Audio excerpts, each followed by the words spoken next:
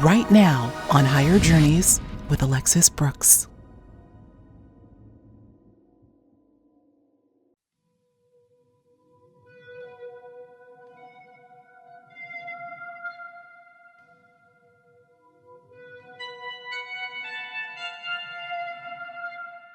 What do our governments know about the sporadic anomalous collapsing of magnetic fields around the planet?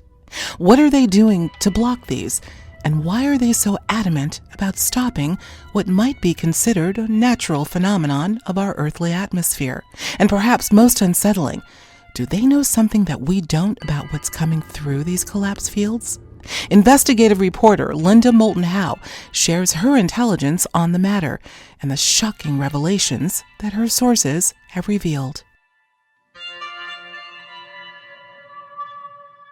I've been chatting it up with my friend Linda Moulton Howe. I'm so excited. We get to meet up a couple of times a year, and we're here at Contact in the Desert right now. I'm going to tell you, normally we would have been outside. I don't know if maybe our cameraman can pan a shot. Maybe not, because the lighting is a little strange in here, but we are literally in the midst of paradise. Yes. And I am so glad that my friend is here, and we've been chatting.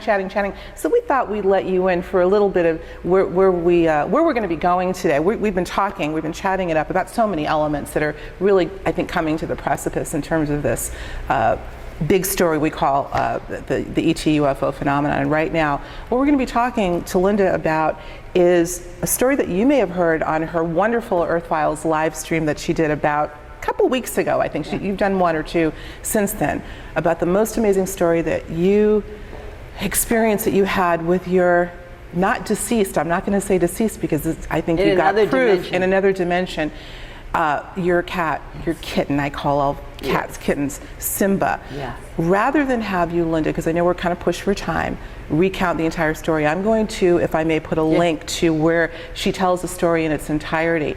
And maybe what you can do is begin at the end of what you saw, and then we're going to take that into how you so brilliantly wove together in true investigative journalist style, your personal touching story of seeing Simba in something that may be leading to evidence of how extraterrestrial, extradimensional, and interdimensional beings are coming through portals. Right, it is. And to start, I jumped back to around 1982. I had done a strange harvest on the mutilations. And people were coming to me with a variety of stories, and one was a man who worked at Martin Marietta outside of Denver. And he said, you need to know something.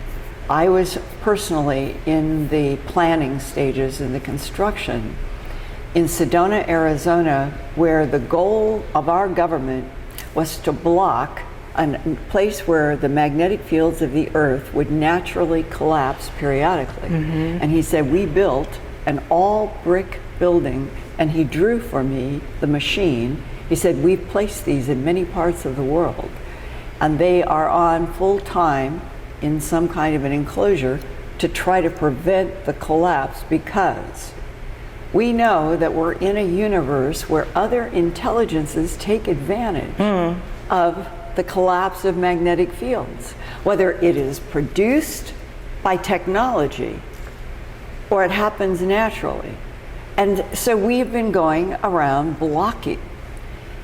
Well, when you jump to the experience that I had in December of 2016 with my cat reaching a kind of a natural stage of going to death, and I had kind of a hospice. That was the environment that I had been in, and that meant I was holding him a lot and carrying him a lot. Mm-hmm. So he was really a part of me then. And when he died and the passage, there was an agony that I don't ever remember feeling so much agony with any animal. We were really bonded, which may relate. So that 24 hours later, when out of a sound sleep, I would wake up in a yoga pose of the lion pose. Yeah, you shared this story with me, by the way, last year. And that I'm seeing exactly what the engineer was talking to me about all the way back in the 80s, that they were trying to close, how portals would open up where there were collapsing magnetic fields. And when you then go from that as background to what have people in the abduction syndrome over and over and over said, that the universe is not just this matter universe, it's a whole series of other dimensions. And that some abductees are shown in holograms by beings, almost like an illustration that's surrounding this universe is another dimension and on and on. And that there is a relationship in resonant frequencies between any one of the other dimensions and what happens in this matter universe. And the question that I've almost been left with is, was it the consciousness of Simba passing in death to another dimension, having the ability in his soul to know how to generate and open up a portal so I could see that he was still alive, and the way the curve went behind him, as if it were a spiral, like a fractal, and has left me thinking, what is the architecture of the cosmos? And if a cat has the ability to come back, not just to me, but the 100 people that have written to me about their similar experiences, is it that every soul, no matter what container it was in during a life cycle, knows how to cause the physics of opening up a doorway between dimensions? And our government is actively trying to block it because that is what they understand is how most of the advanced beings move. Point to point in this universe and out into a dimension and cushion shot back. And that's how they can move in a minute. I want to ask you a question about the blocking. It's obviously a highly contentious issue, and in this context, perhaps we can talk a little bit about CERO and some of the alleged. I'm sorry, CERO. Why did I say CERO? That's in CERN. Australia. that was maybe a Freudian slip. CERO is somebody that's here today. Right. We're talking about CERN and obviously the Hadron Collider and some of the maybe nefarious activity that's been alleged to been going on there in terms of an effort to open up portals. So we're hearing from both sides here. I think what you're saying is that there may be an effort on the part of some governments, ours included, to block the openings of these portals. The magnetic field collapse. And I believe you mentioned there were about 9 around the planet that have been discovered. Lieutenant Philip Corso, who did the book The Day After Roswell, he talked to me from his original manuscript, and he actually showed me that he had Sedona, and he had places that Delphi, places that seem natural around the world that it would make sense, but he was putting a military inside our government knowledge that places that have had active interactions throughout history, the government considers to be these natural collapsing magnetic field points on the Earth. Natural. Is Antarctica one of them? It wasn't on Colonel Corso's list, but knowing what I know. Hence the reason why I'm bringing it up. There's something going on there, yes? Yes. In that regard. Well, if it was 13 million or 33 million years ago, that was the last time that Antarctica had no snow and ice, and it's debated what and even where was Australia. Because Gondwanaland, you go back a few million years, and that's when all of the continents were together and kept spreading over a period of time. And one of the whistleblowers talking to me about this said the whole issue of where was Antarctica when these extraterrestrial huge structures were built on that landmass. It could have been further north, could have been up from where it is now. And the idea of our planet being this unstable and that where Antarctica is with extraterrestrial architecture and artifacts, 1.5 to 2 miles of ice down, and that the only way the whistleblower types get in there is by submarine, and that there is a place that the submarines can go and enter architecture, 1.5 to 2 miles underneath ice. And that means, as one of the Marines has been there and has been involved in this artifact removal, which really makes them feel badly. There's some of these guys still are like the way we remember the United States, where a report of structure 1 mile or 2 long under 1.5 to 2 miles deep of ice would have been naturally reported maybe in the 1800s to the United States. My God, here is a discovery. But in the 21st century, the attitude is it can't be reported because it will automatically open up proof that Homo sapiens sapien is not the first humanoid doing any kind of farming or structure on this planet. Why should that be? Something that governments are so afraid of. Yeah. Why can't we simply be told there may have been 4, 5, 6, 7 civilizations on this planet? Right. And we just happen to be the latest one. Well, why not tell everybody? And maybe in the telling of that truth, humans might look at each other completely differently as something to be cherished, not destroyed. Absolutely. Tribal warfare might fade away if every single person looked at another person as, wow, we are the latest life forms. Maybe there is some reason why we should cherish the life that is here now and not be destroying it with guns and bombs. Therein, I'm afraid, Linda Moulton Howe, lies perhaps the answer. All of the things that a person made of love like you and altruism, and for all the years that you have spent digging to the truth hunter, I think the term has been used, but not for the sake of novelty, but to bring us together, to realize who we really are, the true nature of reality. Perhaps it's hard to fathom that there would be any group of us that would not want to see all of those elements that you just brought out happen, but I'm afraid that there may be that aspect. We were talking off air about perhaps a mandate.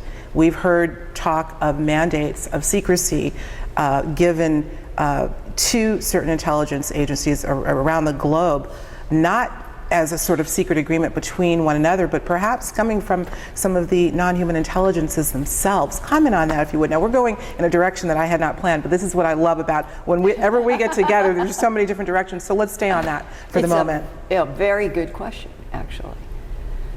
I think all the way back to when I was working on that HBO project in 1983, I had a discussion with somebody who was very active military and was involved in what was going to be the interface between me and seeing that film of alleged landing down in southern New Mexico, an exchange of bodies, technology, all of that was the context with which I talked with this person. And they raised it like a hypothetical, but I took it as they are actually telling me something. And what he said was, you should consider the possibility that all of the secrecy and the policies of silence and denial isn't coming from us. It's coming because of the non-humans that we are trying to work with, communicate with, and find very difficult and confusing. They don't want us to communicate what we're doing together, and that it appears that at the biggest box level, if you said some of the beings are looking at Earth and the current model of standing up primate humanoid humans as a big experiment. And when I remember thinking about that, what he's saying to me is that the government units that have been in on the secret since Truman in World War II, for some barter system reason, that they would be complicit, that our fellow humans in political roles would be complicit with an alien intelligence to keep us all in the dark. There's something in me that just finds that fundamentally impossible to comprehend. Yes. You don't think that's... I do not think that lying about something that significant in the whole universe, I cannot believe that that which seems to be trying to evolve souls would agree that an entire planet should be lied to and kept in the dark, and the humans would argue we have no choice. I think humans always have a choice. Right. Well, it is fundamentally wrong that anyone, whether human or non-human, would want to use it as a motivation, but this is where the question gets very, very tangled. Again, we as humans, I think, trying to get our arms around the reality of non-human intelligence, all of us perhaps have this tendency to put what I happen to think may be a range of intelligent beings with a range of agendas, a range of origins. If there is, and of course there's the raging debate about are all beings bad, non-human beings bad, are they malevolent or are they benevolent? I happen to think it's a scope. So if the group that we may be looking at here being alleged to throw this mandate of secrecy or demand this mandate of secrecy from our governments are the malevolent ones, then you go into the whole idea of all of these other species who are interacting with us lay people on the planet. I'm getting letters every day at this point, really, from all of you out there, many of you who are having interactions with non-human intelligence. So it seems like there may be a lot of things going on concurrently. You've got this one group over here that's maybe threatening our government, saying absolutely no way can you let anything out of the box here. You've got a myriad of other groups that are reaching out to us privately that are trying to get this pushed forward, which would tell me that there is some sort of a non-human being war going on. I'm throwing a lot out there because I think all of that's on the table. It's what I've written about in what I have always called the hall of mirrors with a quicksand floor. And why is it a hall of mirrors with a quicksand floor? The other metaphor that I've used in the last 5 or 10 years is a 16-layered chess game for exactly what you just pointed out. You have to think in terms of opposites, and you have just gone to the heart. If our government began to realize that those were saying, we will do this, or we won't give you this, or we won't help you understand technology that we have handed over to you, but we can take back, in fact, can evaporate from time. Because we want to be in control, is what it is.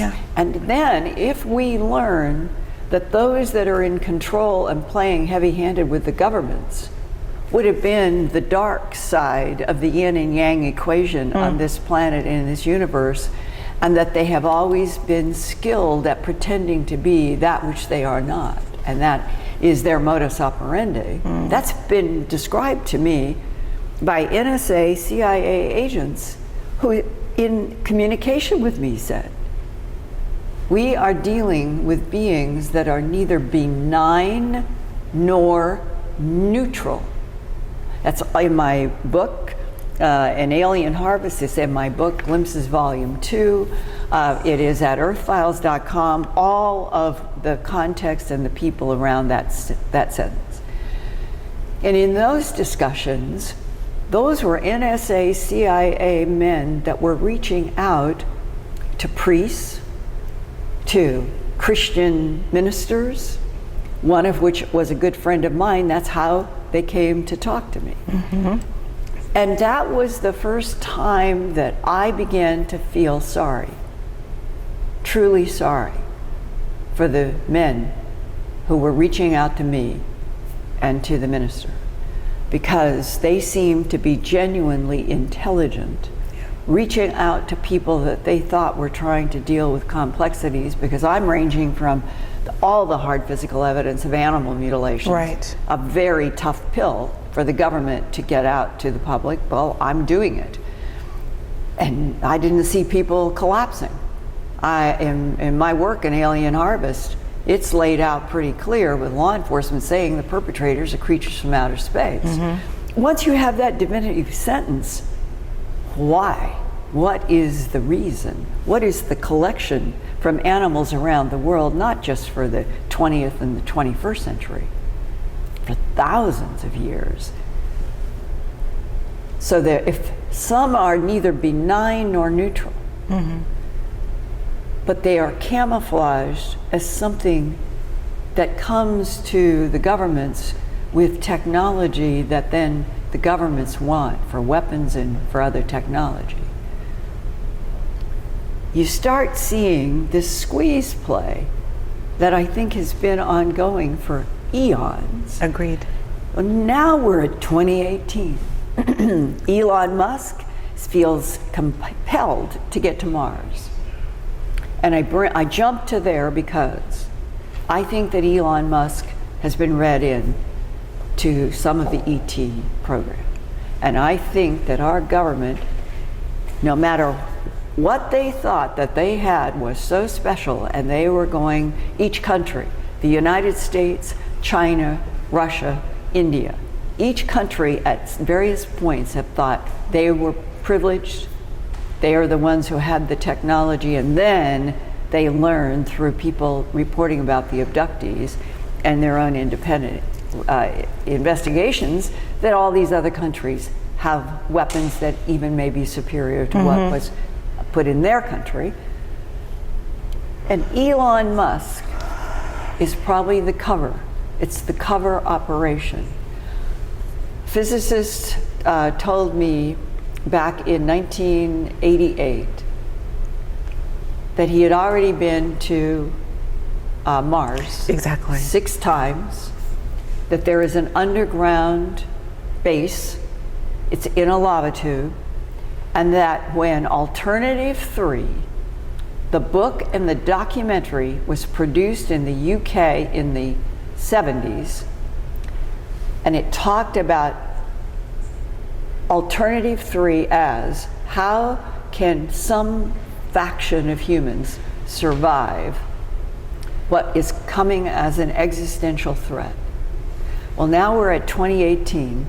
You go from the 70s to 2018, and behind the scenes have been all of these operations trying to anticipate, could there be an existential threat that would take out 95% of all surface Earth life?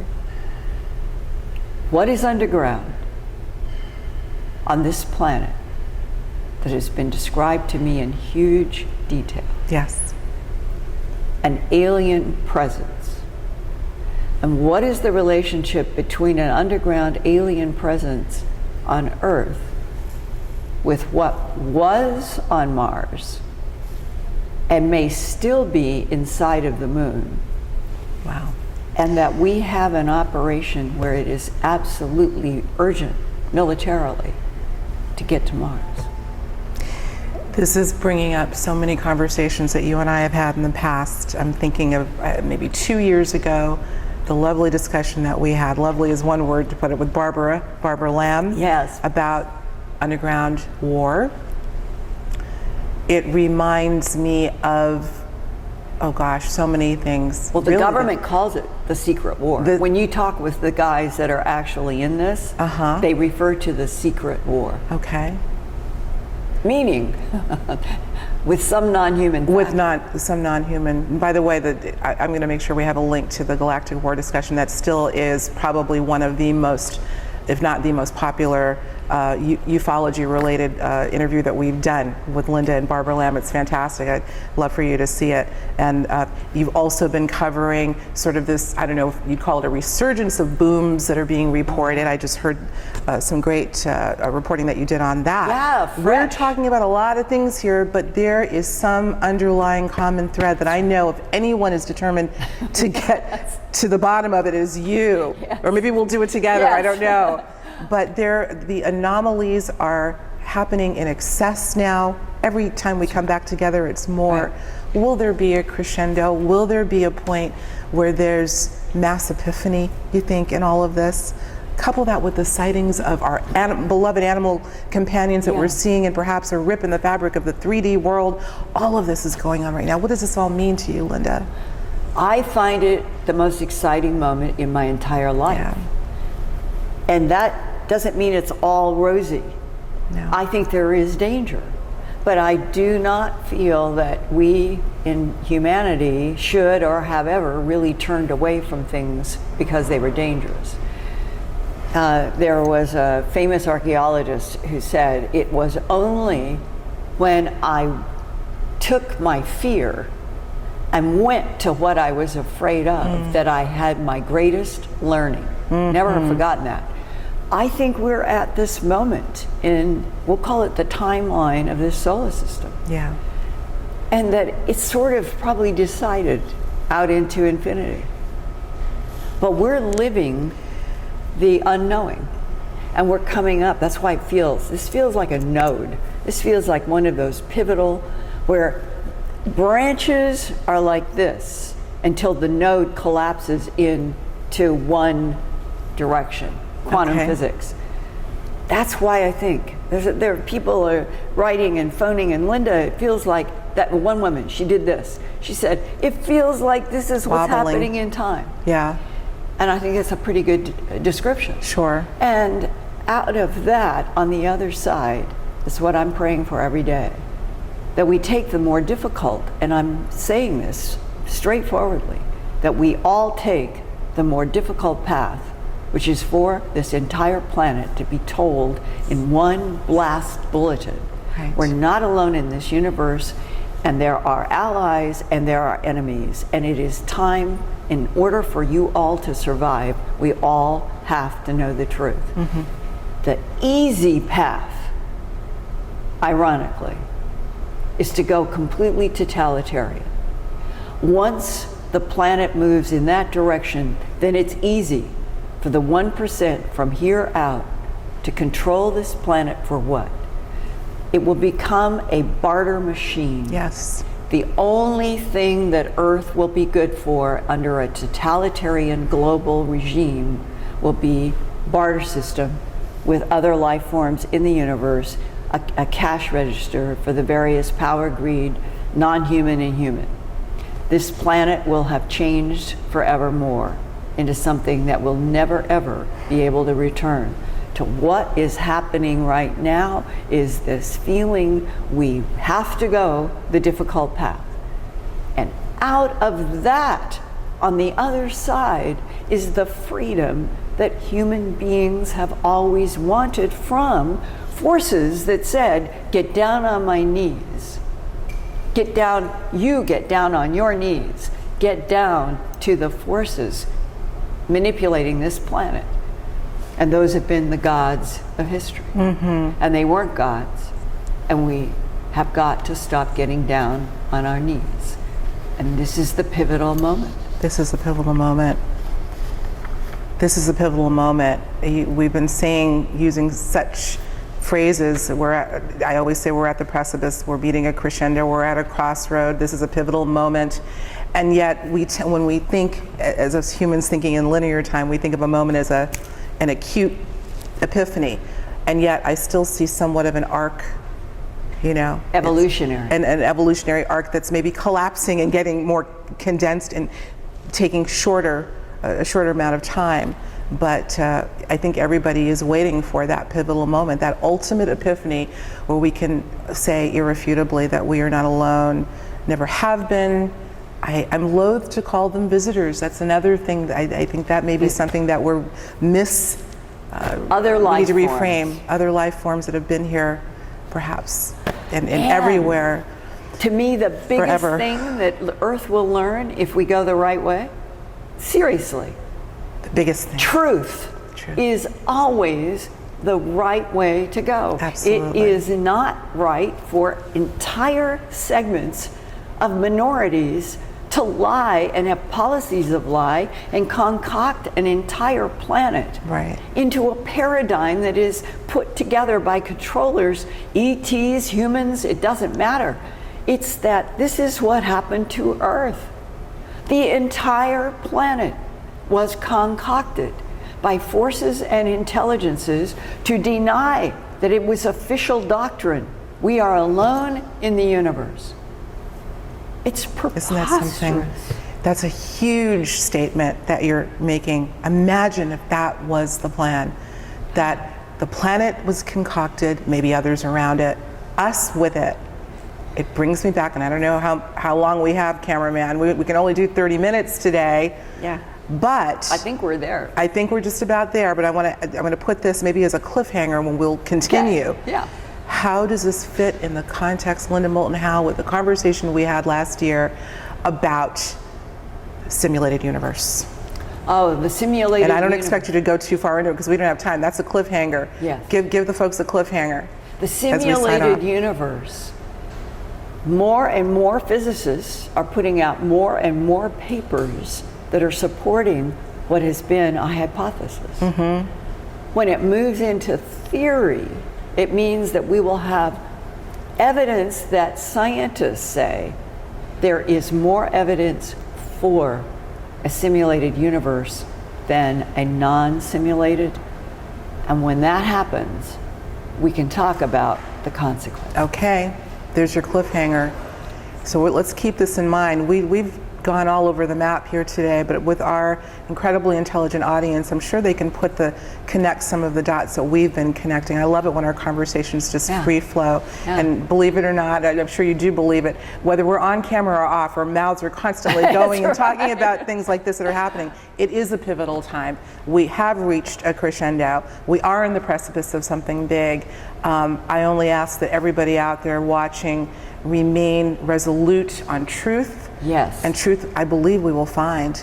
Yes. Agreed? Yes, we have to, or we're not going to survive. Yeah, there it is. Yeah. Linda Moulton Howe, as always, I love you dearly. You know that. Always a love pleasure you to too. have you. Thank you. And this is not the first we will hear from her. Maybe we'll have a chance to talk before we leave Contact in the Desert.